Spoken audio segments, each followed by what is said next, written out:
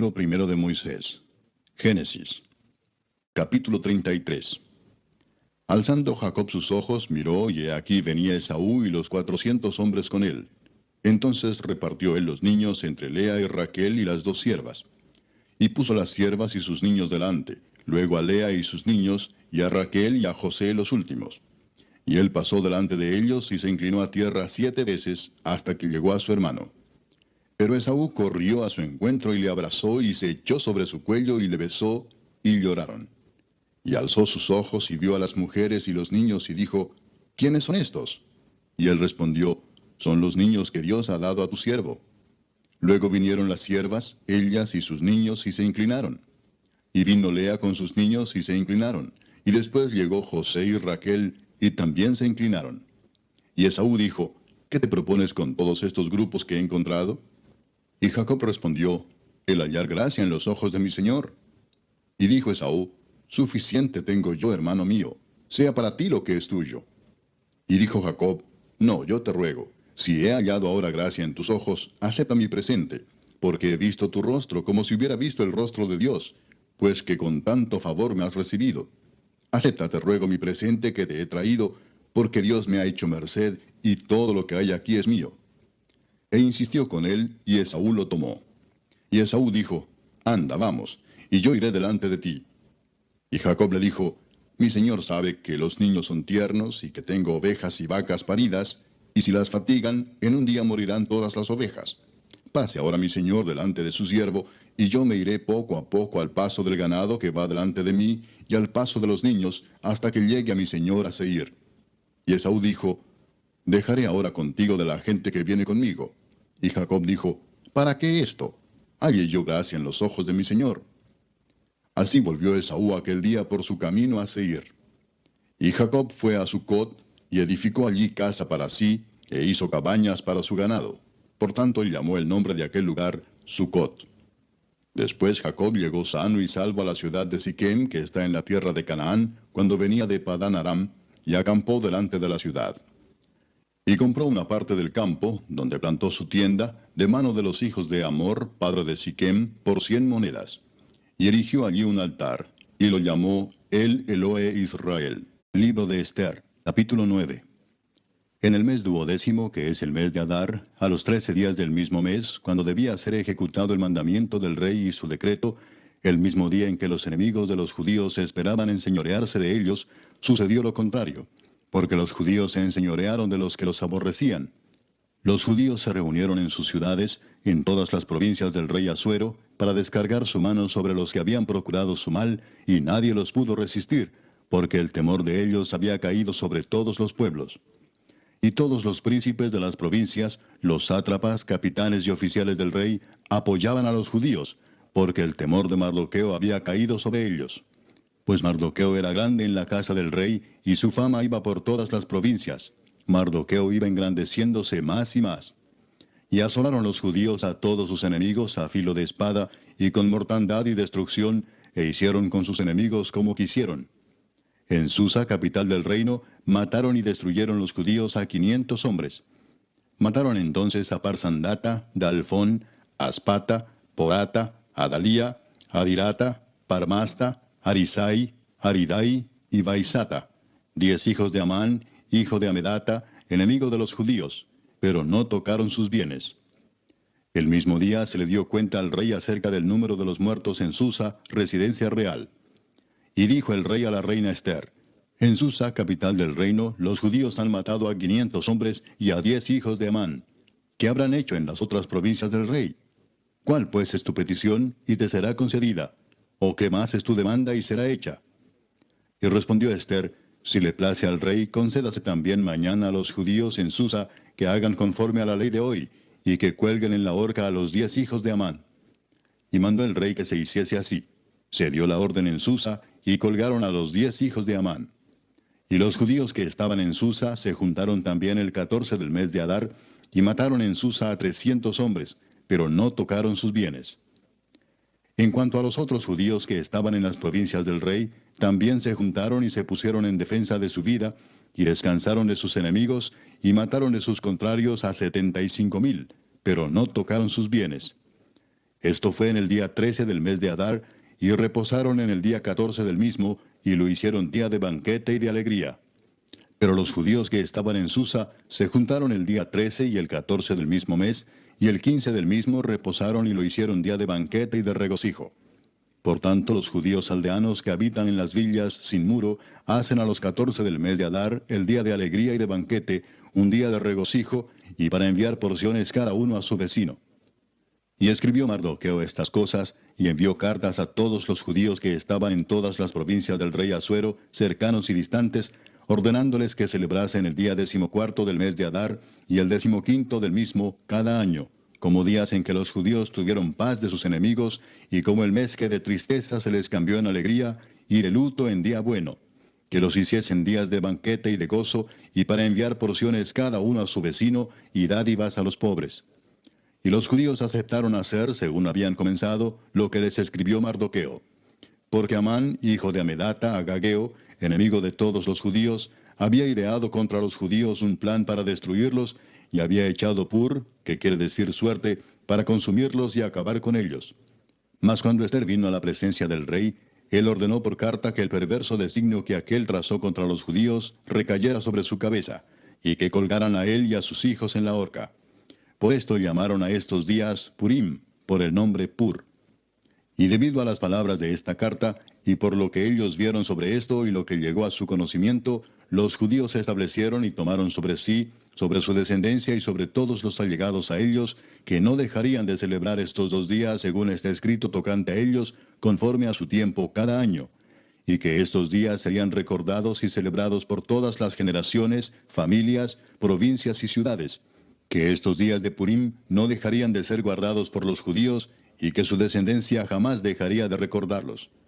Y la reina Ester, hija de Abihail, y Mardoqueo el judío, suscribieron con plena autoridad esta segunda carta referente a Purim.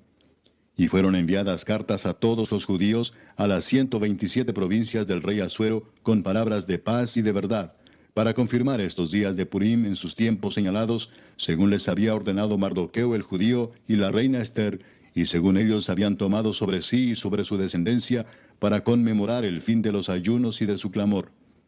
Y el mandamiento de Ester confirmó estas celebraciones acerca de Purim, y esto fue registrado en un libro. Capítulo 10. El rey Asuero impuso tributo sobre la tierra y hasta las costas del mar, y todos los hechos de su poder y autoridad, y el relato sobre la grandeza de Mardoqueo, con que el rey le engrandeció, ¿no está escrito en el libro de las crónicas de los reyes de Media y de Persia? Porque Mardoqueo el judío fue el segundo después del rey Asuero, y grande entre los judíos, y estimado por la multitud de sus hermanos, porque procuró el bienestar de su pueblo, y habló paz para todo su linaje. El Santo Evangelio según San Marcos, capítulo 4. Otra vez comenzó Jesús a enseñar junto al mar, y se reunió alrededor de él mucha gente, tanto que entrando en una barca se sentó en ella en el mar, y toda la gente estaba en tierra junto al mar. Y les enseñaba por parábolas muchas cosas, y les decía en su doctrina, Oíd, he aquí el sembrador salió a sembrar, y al sembrar aconteció que una parte cayó junto al camino, y vinieron las aves del cielo y la comieron. Otra parte cayó en pedregales, donde no tenía mucha tierra, y brotó pronto porque no tenía profundidad de tierra. Pero salido el sol, se quemó y porque no tenía raíz, se secó. Otra parte cayó entre espinos, y los espinos crecieron y la ahogaron, y no dio fruto. Pero otra parte cayó en buena tierra, y dio fruto, pues brotó y creció y produjo a 30, a 60, y a 100 por uno. Entonces les dijo, el que tiene oídos para oír, oiga. Cuando estuvo solo, los que estaban cerca de él con los 12 le preguntaron sobre la parábola. Y les dijo, a vosotros os es dado saber el misterio del reino de Dios, mas a los que están fuera, por parábolas todas las cosas, para que viendo vean y no perciban, y oyendo oigan y no entiendan, para que no se conviertan y les sean perdonados los pecados. Y les dijo, ¿no sabéis esta parábola? ¿Cómo pues entenderéis todas las parábolas?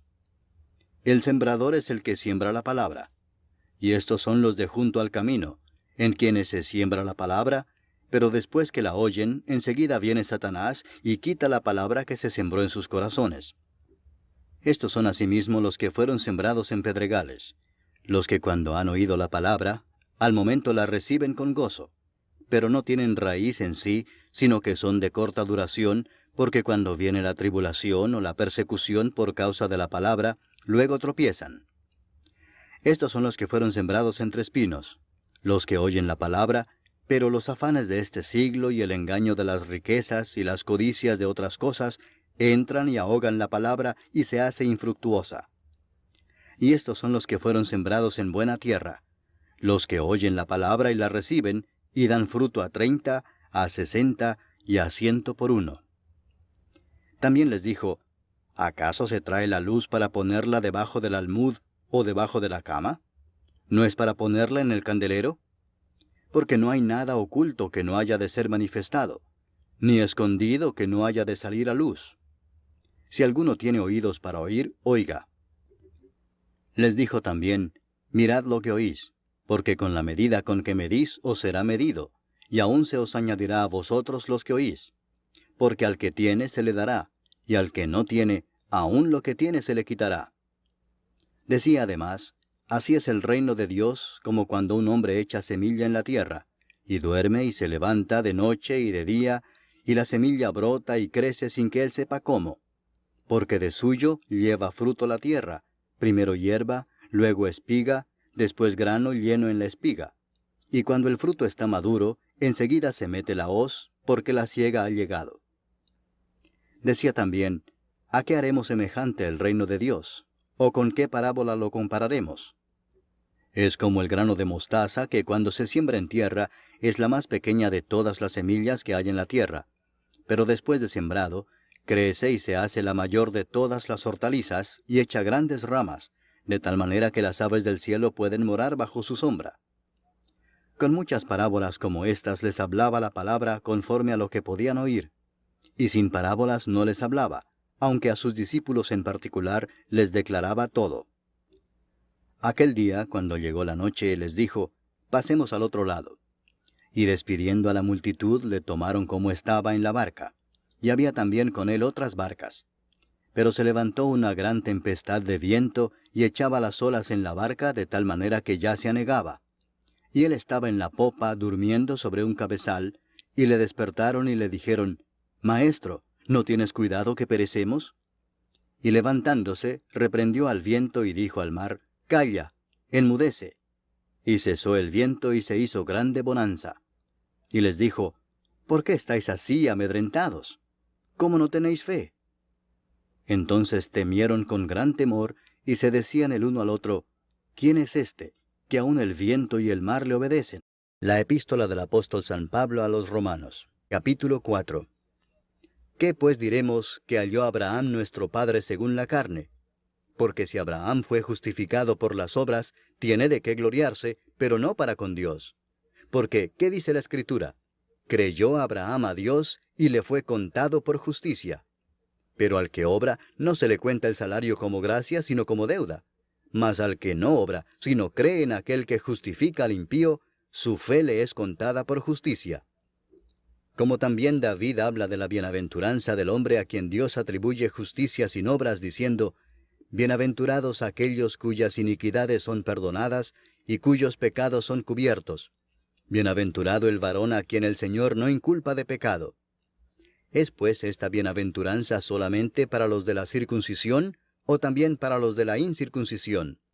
Porque decimos que a Abraham le fue contada la fe por justicia. ¿Cómo pues le fue contada? ¿Estando en la circuncisión o en la incircuncisión?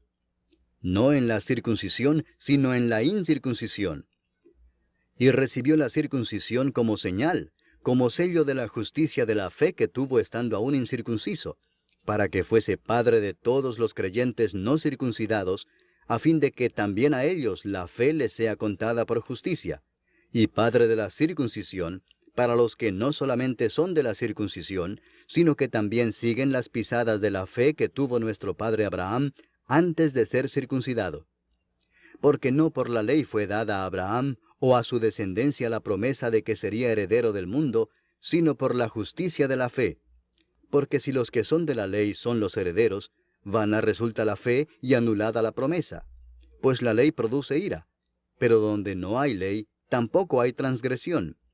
Por tanto es por fe, para que sea por gracia, a fin de que la promesa sea firme para toda su descendencia, no solamente para la que es de la ley, sino también para la que es de la fe de Abraham, el cual es Padre de todos nosotros, como está escrito, te he puesto por Padre de muchas gentes, delante de Dios, a quien creyó, el cual da vida a los muertos y llama las cosas que no son como si fuesen. Él creyó en esperanza contra esperanza, para llegar a ser padre de muchas gentes, conforme a lo que se le había dicho, así será tu descendencia. Y no se debilitó en la fe al considerar su cuerpo que estaba ya como muerto, siendo de casi 100 años, o la esterilidad de la matriz de Sara. Tampoco dudó por incredulidad de la promesa de Dios, sino que se fortaleció en fe, dando gloria a Dios, plenamente convencido de que era también poderoso para hacer todo lo que había prometido, por lo cual también su fe le fue contada por justicia. Y no solamente con respecto a él se escribió que le fue contada, sino también con respecto a nosotros, a quienes ha de ser contada, esto es, a los que creemos en el que levantó de los muertos a Jesús, Señor nuestro, el cual fue entregado por nuestras transgresiones y resucitado para nuestra justificación.